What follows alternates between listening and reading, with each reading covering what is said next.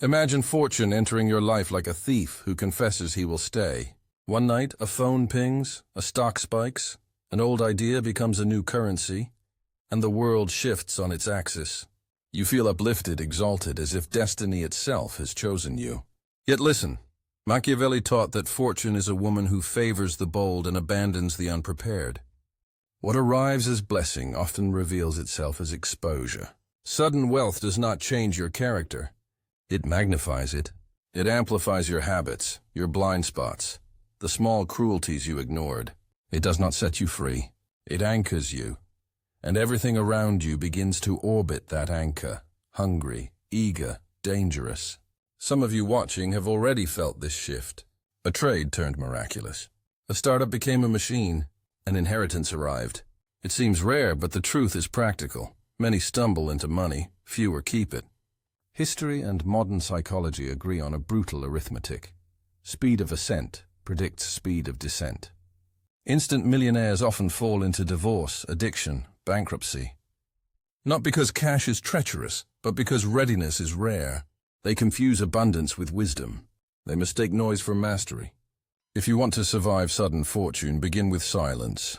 Your greatest weapon is not a show of power. It is invisibility. The world will demand that you declare, post this, buy that, brand yourself, resist. Those who trumpet their gains invite predators. Visibility creates targets. Concealment is armor. Become what I call the man who owns everything and appears to own little. Let neighbors think you live modestly. Let your influence stretch in shadows where eyes cannot measure it. Machiavelli's prince never paraded his coffers. He governed through intermediaries, layers, obscurity. Learn from that. The first person you tell of new wealth is not a cousin, not a lover, not a friend. It is a professional who structures. A lawyer, an accountant, a silent lieutenant who speaks in trusts and holding companies. Real wealth is rarely owned outright. It is arranged. The Rothschilds financed empires while the public assumed they were quiet bankers. Jack Whittaker screamed his fortune into the world and later wished he had torn up the winning ticket. He gave, he flashed, he became a magnet for hunger, and hunger destroys from the inside. Silence, then structure. Concealment is not piety. It is survival. Build legal fortresses that turn gold into a fortress the eye cannot breach. Privacy is not paranoia. It is sovereignty. If you are careless, friends will transform into claimants. Lovers will count you as resource. Family will rearrange loyalties like pieces on a chessboard. Men are quick to smile and slow to stop testing boundaries. They will never say, "I envy you." They will whisper it and let the wound grow. Keep work. Do not interpret sudden success as a license for leisure. Idleness softens men. The danger is not in how you spend, but in how you cease to build. Bezos did not become sovereign by retiring into comfort. He reinforced a fortress. Buffett wakes to an office and habit. Power is a craft, and mastery demands practice. A man who works stays focused. An idle man becomes prey to impulse. Quitting should be a strategic exit, not a surrender. Discipline begins with the ledger. Debt is a poison that strikes from within. High-interest loans and credit cards are silent assassins that gnaw your kingdom in darkness. When accounts overflow, they appear trivial, but compound interest is a thief that moves faster than pleasure. Treat debt like rebellion. Extinguish it first. Eliminating a 20% interest obligation is the same as securing a 20% risk-free return. There is no nobler measure of sovereignty. Kill the high-interest liabilities before you chase luxuries or speculative dreams. This is not frugality. It is strategy. Even then, your most dangerous enemies live behind your gate. They wear your name. They have known you before the coin arrived. Their feelings will change not because they decide to, but because your balance changed their calculus. Machiavelli said, "Men offend more easily one who desires to be loved than one who wishes to be feared." When you become wealthy, the test you face is not threats. It is entitlement. People craft stories. You owe me. You had help. You got lucky. These stories are emotional, not rational. And once whispered, they spread like rot. So never lend to friends or family without armor. Money given casually converts love into ledger. If the loan is unpaid, resentment festers. If repaid, a power imbalance hardens. The simple rule, do not create chronic dependency. If you must give, give once, and do not label it a loan. Make it a gift with a condition. Never ask again. This single act draws the line. Generosity without slavery. It preserves dignity on both sides. Be generous strategically and rarely. Pay for immediate tragedies, not for long-term comfort. The athletes and entertainers who flame out rarely do so because of bad markets. They go broke from unbounded generosity. They become banks, and when capital dwindles, people vanish. Mike Tyson earned hundreds of millions and was bankrupt years later because the hands around him multiplied faster than his earnings. There is another temptation far more lethal than debt or charity. Consumption of principle. The sixth law of sudden wealth is ancient and simple. Never consume the foundation. Capital is farmland. Yield is the harvest. The man who treats principle as wood to burn will warm himself one night and freeze the next. Live off yield, not the heart of your kingdom. Let your capital produce interest, rent, dividends. Protect the core. If you need an anchor number, ask what passive income would grant you sovereign autonomy. Multiply that by 25, and you have your invisible throne. Suppose you need $200,000 a year to live sovereignly. Then you must shield $5,000, not to spend, but to harvest. Think like a ruler irrespective of your current balance. Every spend is either an investment in sovereignty or a surrender to impulse. Once you stop consuming principle, you must organize what remains. Structure your wealth like a fortified state. Privacy and silence are necessary but insufficient without design. A ruler who hoards without allocation invites collapse when storms come. Machiavelli taught that a prince needs allies, armies, and fortresses. Your money needs the same. Divide, not to fragment, but to safeguard. Your infantry is diversified equity. A broad market index, the slow march of human productivity. Your diplomats are bonds, boring, steady, interrupting panic. Your castle is real estate, tangible anchors of rent and permanence. Your scouts are speculative assets, small stakes in wild asymmetric upside where loss hurts but does not kill. And your treasury is cash, the reserve that allows you to move when others panic. Together, these divisions create a kingdom that can survive fires and sieges. But structure requires temperament. The markets will hiss and the mob will roar.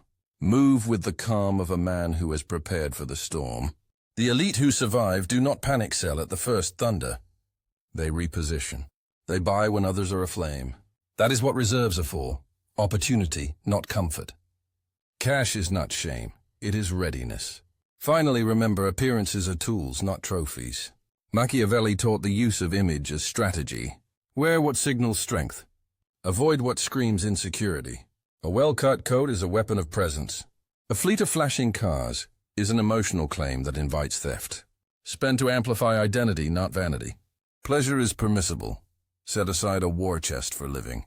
But restraint turns pleasure into privilege and indulgence into ruin. If you follow these rules, silence, structure, discipline, boundaries, you have done more than protect wealth. You have built a mind capable of holding it. Wealth without strategy is a mask. Wealth with strategy is sovereignty.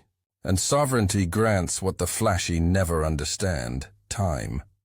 Time to think, time to choose, time to refuse. Stay tuned. The next part will take what you've learned and turn it into a step-by-step architecture. How to place each soldier. Which experts to recruit. How to move without a signal. The practical map from sudden fortune to generational dominion. You already know the dangers. Now learn the deployment. A kingdom without order is a tent in a storm. The last law of fortune is simple and decisive. Structure wealth like a state. Establish institutions, not impulses. Build legions of assets that each serve a specific purpose. This is not financial poetry. It is architecture. First division, equity. Consider it your infantry. Diversified ownership across the engines of human enterprise. A total market index behaves like a tide, unpredictable in the moment, steady in the long arc. Historically, it yields roughly 9%. 9% is not kindness. It is the compound result of thousands of creators, consumers, and innovators grinding forward. Equity is your growth engine. Feed it regularly. Do not try to outsmart the market each morning. Let it compound while you occupy higher ground. Second division bonds. Call them your diplomats. They do not charge the field, but they keep order when the infantry is routed. Government bonds and high-grade corporates provide ballast. Yield is modest, but they stop panic from becoming plague. Boredom here is a virtue. Stability is the slow drumbeat that allows greater moves elsewhere. Third division, real estate. The castle. Land and buildings ground your empire in the physical world. Even when markets quake, good property holds because people still need shelter, commerce, and storage. Property pays rent and whispers permanence. Choose generational assets. Residential can feed you monthly. Commercial can appreciate with long leases. Real estate is insurance against the ephemeral. Fourth division, speculative assets. These are scouts and raiders, not the backbone. Allocate 5 to 10% here, enough to matter if they soar. Small enough that their collapse does not collapse you. In our era, this includes cryptocurrencies, early-stage tech, and asymmetric bets. Approach them like a general dispatching scouts into unknown terrain. Clear orders, limited risk, prepared exit. Fifth division, cash and equivalents. The treasury. This is the reserve you use when the market bleeds and opportunities appear. Cash is not shame. It is leverage. When others panic, your liquidity is the blade that buys quality at low cost. Hold enough to survive emergencies and to pounce on bargains. A modest yield now matters less than your capacity to act. Combine these 5 into a disciplined system, and you convert temporary fortune into lasting dominion. Discipline here is binary. The system either endures or it does not. Structure is the difference between passing wealth to heirs and watching the ledger empty, but structure is only as good as the people who manage it. You cannot be both king and accountant. Recruit silence.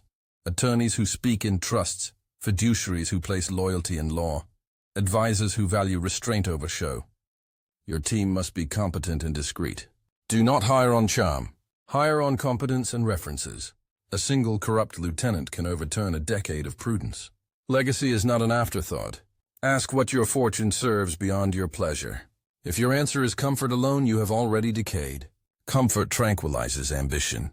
If your answer is legacy, influence that outlives your name, then wealth becomes a sculpting tool. Fund institutions, seed ideas, mentor fiercely. Train successors not as inheritors but as stewards of principle. Teach them to think in systems, not checks. Generational transfer demands mechanisms. Establish foundations, trusts, and clear governance. Names on documents mean less than rules in practice. Rules survive human temperaments. Design succession with incentives and accountability. Make heirs managers of purpose, not mere recipients. Without incentives, capital becomes a poison spread across generations, teaching entitlement rather than mastery. Remember the Medici and the bankers of Renaissance Florence. They did not survive by ostentation. They survived by embedding themselves into systems of influence. They financed popes and princes, yes, but they also created institutions that outlived dynasties. Legacy is influence institutionalized. Now for the dangerous part, people. You must guard against the multiplication of hands. Sudden wealth reveals who loves you and who loves your ability to provide. People are loyal as long as you remain useful. That is natural and unforgiving. Your power must not rely on affection. It must rest on boundaries. Sometimes generosity requires appearing cold, but never cold without calibration. Steel must be guided by intelligence, not by cruelty. The posture, warm from a distance, untouchable up close. Give where it matters. Deny where preservation demands it. Set clear rules about requests. Give sparingly and with conditions. If you provide ongoing support, attach delegation and accountability. Turn rescues into contracts, gifts into one-time absolutes, and never feed dependency. This is not cruelty. It is the preservation of both relationship and resource. Left unchecked, dependency erodes both parties. What about pleasure? Even princes need respite. Keep a war chest for joy. Not for virtue signaling, but for consistent, controlled enjoyment. A few $100,000 for a man of millions preserves the mind. Spend to strengthen identity, not to advertise status. A tailored suit signals competence. A parade of extravagance signals insecurity. Learn the difference. Use pleasure as seasoning, not as the meal. There is an arithmetic for permanence. Structure trumps shine. Discipline compounds faster than luck. A well-allocated $5 million can produce a recurring passive income that grants sovereignty. The numbers vary, but the principle stands. Build a system that yields reliable income without depleting capital. Enough yield to live, enough reserve to act, Enough diversification to survive 100 shocks. Even so, remember fortune is fickle. Markets rise and fall. Revolutions sweep through empires. You do not build for pleasure. You build for endurance. The aim is to survive the storms long enough for compounding to do its quiet work. Patience is not passive. It is deliberate, active restraint. The man who endures wins not because he is lucky, but because he is prepared. Finally, keep the crown a secret. Never reveal how deep your moat runs. Let the crowd guess. Loud people trade attention for everything else. Silence does not cultivate myth. It cultivates power. Let curiosity do the work that boasting cannot. Understate. Underplay. When they underestimate you, you gain the advantage that visibility loses, the freedom to move. If you truly understand these laws, you are dangerous, not because of what you show, but because of what you control. Money is a mask. Mastery is what lies behind it. Act, then repent if necessary, as Machiavelli advised, but act with the slow economy of a strategist. Build a fortress with systems, not with spectacle. Guard it fiercely. Grow it patiently. Teach your heirs to steward, not to squander. This is your path from sudden fortune to generational dominion. It is not flashy. It is not easy. It is cadence, rhythm, restraint. It demands choices over cravings, structure over sentiment, silence over applause. Do this, and money becomes not an ornament but a tool that buys you the rarest of luxuries, time. Time to think, time to choose, time to walk away.